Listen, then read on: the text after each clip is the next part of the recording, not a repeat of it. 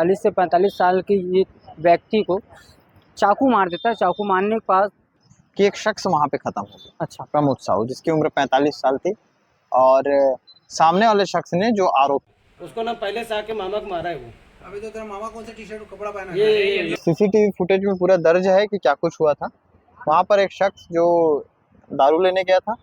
कल पुलगांव थाना क्षेत्र अंतर्गत ये मामला आता है। मामला शराब दुकान के पास का है। बताया जा रहा है 40 से 45 साल की ये व्यक्ति को चाकू मार देता है। चाकू मारने के बाद वहाँ से आरोपी जो है फरार हो जाता है। फरार होने के बाद जो जिनको चाकू पड़ा था प्रमोद साहू, उनके मौके पर ही मौत हो जाता है, बताया जाता है। उन विषय पे आज हमारे सीमान भाई से बात करना चाहते हैं और काफ़ी क्राइम स्टोरी काफ़ी बढ़िया बनाता है और काफ़ी फास्ट बनाता है। उनसे बात करने के लिए हम यहाँ मौजूद हैं। सीमान भैया, क्या कुछ आपने बनाया थी रिपोर्ट इस पे, क्या कुछ खबर बताए थे, बताइए। ये असल में रात के 9 बजे की 9 बजे 9:30 बजे के आसपास की घटना है पुलगांव थाना क्षेत्र में, जहाँ पर ये बताया गया। हालांकि सीसीटीवी फुटेज भी आया है तो कुछ ऐसा बोलने की जरूरत नहीं है। तो सीसीटीवी फुटेज में पूरा दर्ज है कि क्या कुछ हुआ था। वहाँ पर एक शख्स जो दारू लेने गया था और बहुत लोग थे, शराब लेने के लिए बहुत लोग गए हुए थे। दो लोगों में आपस में बहस हो गई। बहस किस वजह से हुई है? बहस या तो शराब को पहले लेने की वजह से हुई होगी, या तो बहस किसी पैसे को लेकर के, लेन देन को लेकर के वहां पर हुई थी। इससे पहले इनका कोई पुरानी रंजिश नहीं थी, कोई पुराना विवाद नहीं था। ये मामला वहीं शुरू होता है और मामला इतना बढ़ा उसी जगह पे, उसी दारू भट्टी पुलगांव थाना क्षेत्र के अंतर्गत जो पुलगांव शराब भट्टी है, वहीं पर ये मामला इतना बढ़ा कि मामला वहीं खत्म भी हो गया। अच्छा, मामला खत्म ऐसे हुआ कि एक शख्स वहां पे खत्म हो गया। अच्छा, प्रमोद साहू जिसकी उम्र 45 साल थी और सामने वाले शख्स ने, जो आरोपी अभी करार दिया गया है, उसने अपनी जेब से चाकू निकाला, चाकू से उसके ऊपर वार किया। वार करने के बाद वहां से भागा। जो प्रमोद साहू वहां छटपटा रहा था, तो उसी छटपटाहट के दौरान जब वहां पर बाकी लोग थे, वो लोग देखे, वो लोग सोचे कि भाई स्थिति ज्यादा गंभीर होते जा रही है, तो उन्होंने पुलिस को फोन किया और पुलिस को फोन करने के साथ साथ उन्होंने अस्पताल में भी फोन किया। पुलिस आती है मौके पर। तुरंत ये हुआ कि फर्स्ट तो ये है कि आप जो भी शख्स है उसको लेकर के हॉस्पिटल पहुंचो, अगर वो जिंदा है तो। तब तक उसकी सांस चल रही थी, लेकिन जैसे ही हॉस्पिटल तक पहुंचाया गया, जिला अस्पताल, वहां पर उन्होंने अपना दम तोड़ दिया। और प्रमोद साहू, जिसका नाम बाद में पता चला, उम्र 45 साल थी, शराब लेने के लिए उस जगह पे गए थे। मतलब आरोपी के साथ इनका कोई पुराना विवाद नहीं। सबसे बड़ी चीज। दूसरी बड़ी चीज है कि दुर्ग शहर में, भिलाई शहर में इस तरह की बातें जो है धीरे धीरे आम होती जा रही।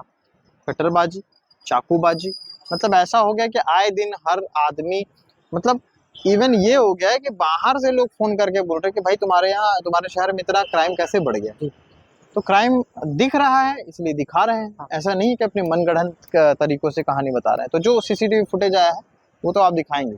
युवक जो है, अभी के जो युवक हैं, जो कटर चाकू लगातार मारने का जो लोगों को, आम लोगों को कर दिया गया, क्या एज होगा भैया लोगों का? अमूमन एज जो है 30 के अंदर तक है। 27 साल, 28 साल, 23 साल, 20 साल, 19 साल में, या इवन 15 साल, 13 साल के बच्चे को चोरी करवाया जा रहा है। मतलब आप सोचिए कि कितना दुखदाई विषय है कि एक 23 साल का लड़का एक 13 साल के लड़के को चोरी करवाता है। वो स्कूटी चोरी करता है, एक जगह नहीं, दो जगह नहीं, बल्कि 3-3 जगह ऐसे ही चोरी करता है और इस तरह की घटना को अंजाम देता है। तो उम्र को लेकर के ना, जो ऐसा है दुर्ग भिलाई में जो मामले हो रहे हैं, उम्र को लेकर के अगर देखा जाए तो बहुत कम उम्र के, जिस उम्र में आपको पढ़ाई लिखाई करनी चाहिए, जिस उम्र में खेल कूद में आदमी व्यस्त रहता है, जिस उम्र में अपने भविष्य की तैयारी को लेकर के आदमी सोचता है कि भाई कैसे की जाए, उस उम्र में ये सारी चीजें हो रही है। तो सीमान भैया, इससे पहले भी हम खुर्सी पार में एक खबर बनाए थे दारू भट्टी के साथ। हाँ, और फर्श पटक देता। ये कहीं ना कहीं ये नहीं लग रहा कि अपनी दुर्ग जिले पे लगातार ऐसे जो क्राइम बढ़ते नजर आ रहा है? लगातार बढ़ ही रहे हैं, लगातार बढ़ रहे हैं। दुर्ग में कई ऐसे क्षेत्र हैं जहाँ पर शराब पीने के दौरान मौत हुई। मतलब शराब पीने के दौरान मौत का विषय ये नहीं है कि शराब की वजह से हुई। शराब के जो असामाजिक, एक तो असामाजिक तत्व जब जुड़ते हैं और समाज का जब जो डोज है, शराब का जो डोज है वो इतना ज्यादा जाता है। देखो, समाज में शराब को बुराई पहले से करार दी गई, लेकिन उसके बावजूद भी समाज में जो शराब है वो उसी ढंग से चलता है और उसी बेतरतीबी से लोग पीते हैं। उसका कोई लिमिट नहीं है। किसी चीज की एक लिमिट बनाई गई है, लिमिट से ज्यादा पिएंगे तो वो जहर बन जाता है। शराब एक ऐसी चीज है जो जहर के रूप में परिवर्तित होकर आपको नशीला कर देती है। उसके दौरान आप जो भी स्थिति पैदा करते हो वो आपको भी पता नहीं रहता। ये प्रमोद जो है साहू है, भैया लगभग इनके कहाँ के रहने वाले हैं वो भी बता। दुर्ग क्षेत्र के ही रहने वाले हैं। इनके बारे में ज्यादा कुछ डिटेल नहीं पता चला। फोकस ये है कि जो आरोपी है जिसने ये काम किया है उसको पकड़ने का मेन फोकस है। नशे में हो सकता है उसने भी ये किया हो। दिक्कत यही होता है कि कुछ गोलियां आती हैं, गोली खा करके लोग कटर चला रहे हैं, नशे की हालत में कटर चला रहे हैं, और जब नशा खत्म होता है तो उनके बाद उन्हें खुद नहीं पता होता कि उन्होंने क्या किया किसी के साथ। और सामने वाला जो तो चले ही गया उसको तो क्या ही पता, उसके परिवार वालों के लिए लेकिन दुखद हो जाता है। बताया जा रहा है प्रमोद साहू के जितने लोग हैं हत्या के, बताया जा रहा है कि 3 से 4 लोगों ने, ऐसे कुछ लोगों की बात आ रहा है सामने। वहां पर जो लड़ाई की जो बातचीत थी उस फुटेज में आप देखेंगे तो उसमें 2 लोग आपस में ही इस चीज को देख रहे हैं, और जो प्रत्यक्षदर्शी थे उनका भी ये कहना था कि इनके आपस की लड़ाई थी वही शुरू हुई थी। पहले मैं बता चुका हूँ कि उनका कोई पुराना रंजिश नहीं था। अमूमन ये होता है कि पुरानी रंजिश है, कोई चीजें हैं तो ऐसा होता है, लेकिन ऐसी कोई पुरानी रंजिश नहीं थी। सीमान भैया, ये शिक्षक का धनी कहने वाला है भिलाई, कहीं ना कहीं अपराध का गढ़ बन रहा है। एजुकेशन हब बोलते हैं भिलाई को। अब ऐसा हो जाएगा कि है की जगह थे जो है शब्द, ये कहीं ना कहीं वहां पर आ जाएगा ऐसा लगता है, क्योंकि जिस तरह से लगातार इंस्टाग्राम और जो सोशल मीडिया है इस पे अपने फॉलोअर्स बढ़ाने के लिए पहले उलझुल हरकतें की जाती थी, अभी भी की जाती हैं, अब हरकतें और भी ज्यादा हो चुकी हैं।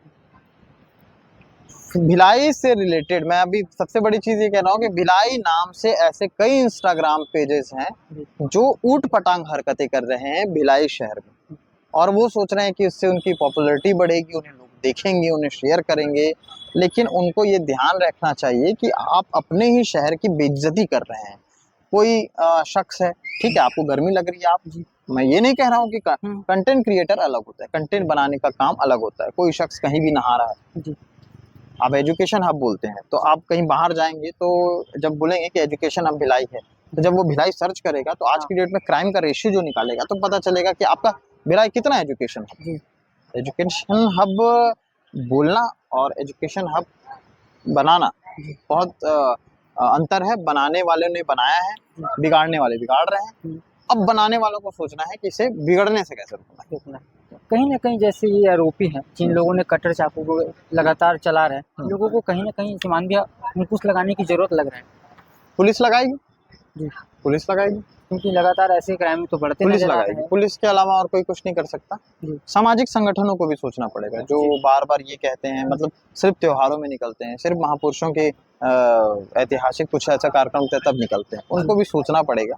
भाई समाज में एक एक व्यक्ति अपने अपने अंदर एक प्रण ले कि हम ये प्रण लेते हैं कि हमारे बच्चों को हम ये सीख देंगे, तो सामने वाला हो सकता है कि इस स्थिति से बच सके। ये चीजें तो धन्यवाद सीमान भैया, आपसे अच्छा लगा हमसे बात कर। ये रहा सीमान भैया जो क्राइम से रिलेटेड जितने भी खबर रहता है वो सबसे फास्ट जो केपी न्यूज़ में लगने वाला ये खबर है, जो सबसे पहले लगाता है वो सीमान भैया। हमने उनसे बात की और अच्छा लगा। कैसे लगा वीडियो अच्छा लगा तो लाइक कमेंट करना ना भूलें। धन्यवाद।